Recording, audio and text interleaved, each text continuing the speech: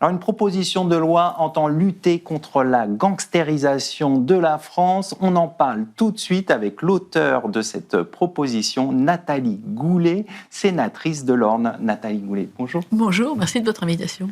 Alors, on va parler de votre proposition de loi, mais avant toute chose, pouvez-vous rappeler le contexte dans lequel se situe ce texte ? Alors, après un travail très important depuis de nombreuses années sur la fraude et l'évasion fiscale, et aussi sur le terrorisme, aux confins des deux, le Covid étant venu, j'ai travaillé sur le financement du terrorisme, et donc finalement sur des outils de criminalité organisée, puisque c'est la même matrice de fabrication d'argent sale. Et puis l'année dernière, il ne vous a pas échappé qu'on a eu une belle success story avec le narcotrafic au Sénat. Mais la criminalité organisée, c'est autre chose que le narcotrafic. Alors qu'est-ce que ça recouvre, pour bien comprendre ? Alors ça recouvre tout un tas de délinquances qui vont du trafic de migrants, 5 à 7 milliards, la contrefaçon, plus de 5 milliards, le trafic de cigarettes, la fraude aux finances publiques, le trafic des marchés publics, la corruption, le trafic d'or, c'est-à-dire toute une production d'argent sale qui ensuite doit être blanchie pour intégrer les circuits de criminalité organisée. Évidemment, la drogue en fait partie. Bien sûr. Mais si vous voulez, les délinquants sont pluridisciplinaires. Ils font un peu de trafic de drogue, un peu de trafic de migrants, un peu de trafic d'or, un peu d'exploitation sexuelle, etc. Donc, si vous voulez regarder la criminalité par le prisme unique du narcotrafic est une erreur. C'est une erreur stratégique, c'est une erreur aussi pour le champ des poursuites et aussi pour je dirais même, l'esprit qui anime les services de poursuite. Il faut une vision financière des infractions. Et donc l'idée, ça a été de dire, bon, il n'y a pas que le narco, bon, là, il y a tout le reste. Et puis, vous a pas échappé que le texte sur le narco créait un parquet criminalité organisée et non pas un parquet narco. Et ça a été une demande express. Voilà.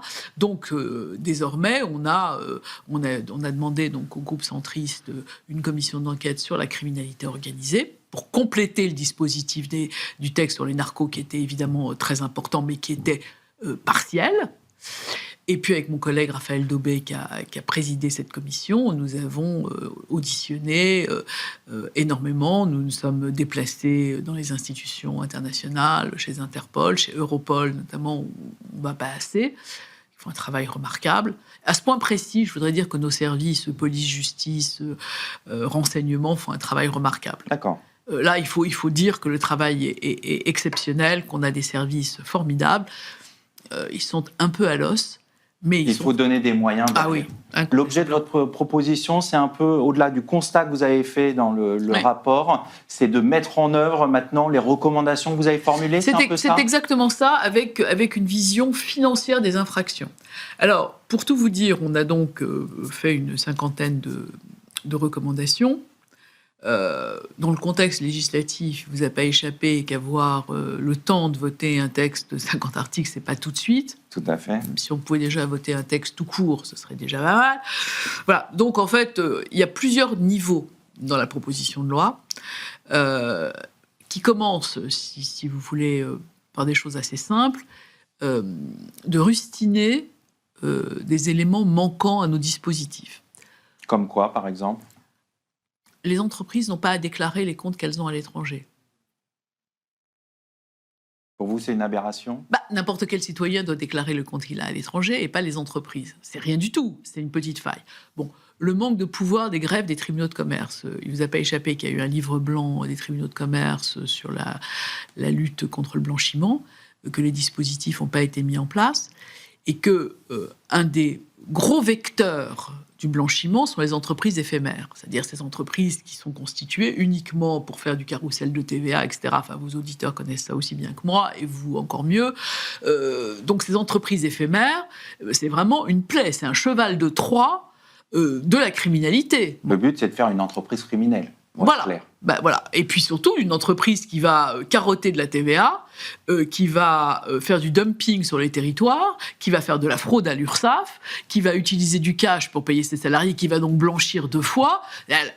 L'entreprise éphémère, c'est vraiment un cheval de Troie, vraiment des dispositifs. Et donc, pour éviter un certain nombre de malentendus, si j'ose dire, il faut donner plus de pouvoir au greffe. C'est-à-dire qu'il faut qu'ils puissent contrôler l'origine des fonds, l'identité des porteurs de parts, vérifier que les... Or, ce type de contrôle se heurte à la simplification. Voilà. Et donc, nous pensons, avec mon collègue et les collègues de la commission qui ont adopté le rapport à l'unanimité, qu'il vaut mieux différer un tout petit peu la délivrance du CABIS, qui est par ailleurs le permis de conduire de l'entreprise, pour avoir les vérifications qui s'imposent. D'autant que vous savez très bien que si les entreprises en formation ont des activités, elles pourront reprendre, le jour où elles seront immatriculées, les actions qu'elles ont faites pour le compte de l'entreprise en formation. Donc, si vous voulez, il n'y a pas de... Donc, il vaut mieux attendre un peu et vérifier. Et donc, on propose un certain nombre de dispositifs pour avoir plus de pouvoir des greffes, pour pouvoir éviter cette criminalité très, très importante avec les entreprises éphémères, qui sont vraiment un très gros problème. Alors, au-delà des entreprises éphémères, il y a aussi des dispositions pour améliorer le dispositif anticorruption, même si il y a eu des efforts faits depuis la loi Sapin 2. Oui, mais on a considéré que les seuils étaient trop élevés. D'accord. Donc, nous souhaitons, on a diminué par 2 les seuils. Le texte, le président Larcher devra, s'est engagé à envoyer la proposition de loi au Conseil d'État. D'accord. Parce qu'on a trop de textes mal ficelés. Moi, j'ai aucun amour-propre d'auteur à faire vérifier mon texte par le Conseil d'État. Je pense que c'est même une très bonne mesure. Il est d'ailleurs là pour ça, pour voir si les seuils sont pas ridicules. Je pense que c'est très, très important d'insuffler les règles anticorruption à des entreprises qui n'ont pas les seuils de la loi Sapin. D'accord. Il faut que cette culture... Créer un cercle vertueux partout. Il faut que la culture soit plus imprégnée, plus bas. D'accord. Et au-delà des dispositions de lutte contre la corruption, il y a aussi tout ce qui concerne la lutte contre la contrefaçon également dans votre texte. Alors ça, c'est extraordinaire. Alors, il y a un comité... Alors, on ne va pas dire du mal des gens tout de suite. Mais quand même, la contrefaçon, c'est vraiment de la criminalité à bas bruit. Vous achetez une fausse chemise de marque, vous allez acheter un faux sac de marque. Certains peuvent penser que c'est de la péréquation sociale parce que vous n'avez pas les moyens de vous en acheter un vrai. Et que finalement, les marques de luxe ont les moyens. C'est 26 milliards par an, c'est pas rien. C'est 38 000 emplois. Mais surtout, la contrefaçon, ce n'est pas que ça. Cette année, c'est plus de 20 millions d'objets qui ont été saisis par les douanes. C'est des faux médicaments. C'est des fausses pièces détachées d'avion. C'est des fausses pièces détachées de voitures. Donc les conséquences peuvent être graves derrière. C'est des fausses Ray-Ban qui brûlent les rétines, c'est des crèmes solaires cancérigènes, des dentifrices toxiques, etc. Alors, évidemment, les contrefaisants facteurs se sont améliorés. On va donc avoir des étiquettes produits d'un côté puis les produits de l'autre. Donc tout ça. Et puis vous avez la vente en ligne, avec des plateformes qui, à longueur de journée, vous proposent des produits de luxe contrefaits, des vêtements, des chaussures, etc. Je vous rappelle quand même que les frères Kouachi ont financé l'attentat de Charlie par la vente de fausses chaussures Nike. Hein, je veux dire, c'est pas quand même un truc anodin. Et donc, l'UNIFAB, qui est le syndicat qui s'occupe de ça, extrêmement diligent et extrêmement dynamique sur ces sujets.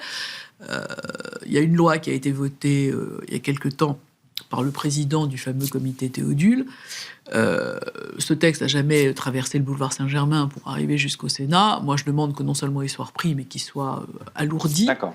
Voilà. Donc on va conclure là-dessus, sur ces dispositions qui concernent la contrefaçon. Je vous remercie, Nathalie Goulet. C'était trop court.